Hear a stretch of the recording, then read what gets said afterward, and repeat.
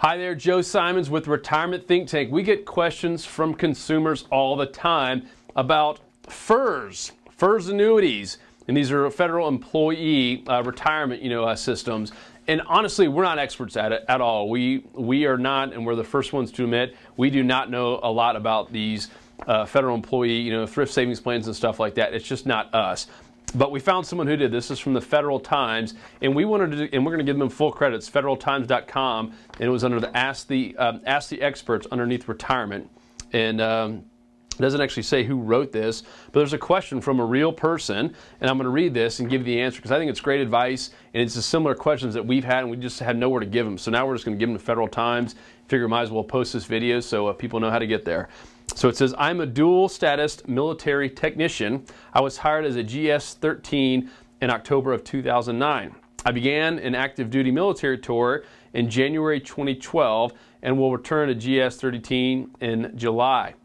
Provided I buy back the time while on leave, pay for military duty on this tour, as well as buy back 5 years of active duty time served prior to GS-13 employment, will I be eligible, here's the big question, will I be eligible for any GS retirement benefits if I leave the GS-13 job in January 2015?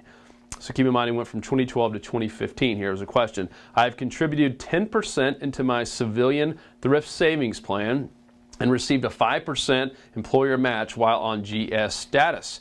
If so, what would they be based on? 5 years and 3 months of civil service plus 5 years of prior active duty service equals 10 years and 1 month of credit? Question mark? When would I be eligible to receive it? Sorry, that was a mouthful there. All right, so here's the answer. Your annuity would be based on your actual service for which you made a deposit. If you left with 10 years plus of service, you could apply for a deferred annuity in 2031 when you reach your minimum retirement age of 57. Of course, this is based on his age. That MRA plus 10 annuity would be reduced by 5% for every year you were under age 62. It's an important one.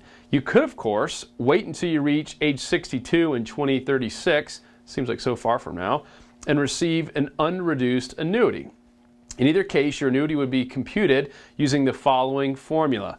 0.01 times your highest 3 consecutive years of average basic pay times 10 years and 1 month of service. So I hope that helps. Once again, check out federaltimes.com if you're asking about FERS annuity and these different federal thrift savings plans. This is the place. We're not, but anytime we get stuff like this and see good questions that are relevant and real with real people, we're going to try to keep passing them on.